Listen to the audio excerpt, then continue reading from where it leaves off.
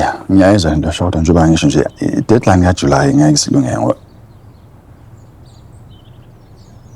madam.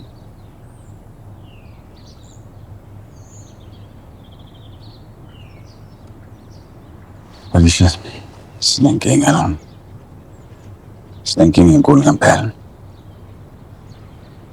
Mfana bomnkosi spiraling out of control.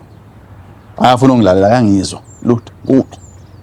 Neboard nayo ngihleli la, ifuna album kaMaroon. Sasa lokusayo, July, deadline.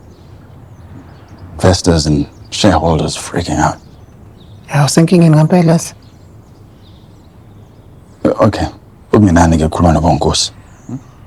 Noma khuluma le impatha zamaZulu. Uzilungise yonke lento ngoba yizo zamlimaza lo mfana mazimphoqa ukuthi ashade noMaroon.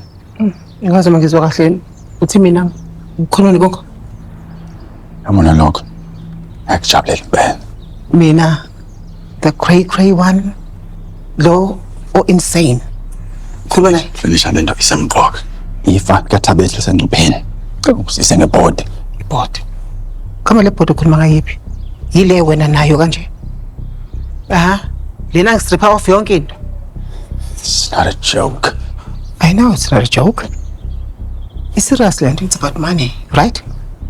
Investors, albums, the legacy. Felisha. Okay. Ungenani khuluma noMaroon.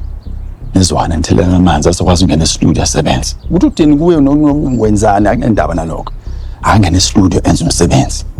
Uyakholelwa ngempela ekutheni ngakwazi ukusiza le meso kuyo? Kufanele futhi. Ngakujabulela nami ukusiza.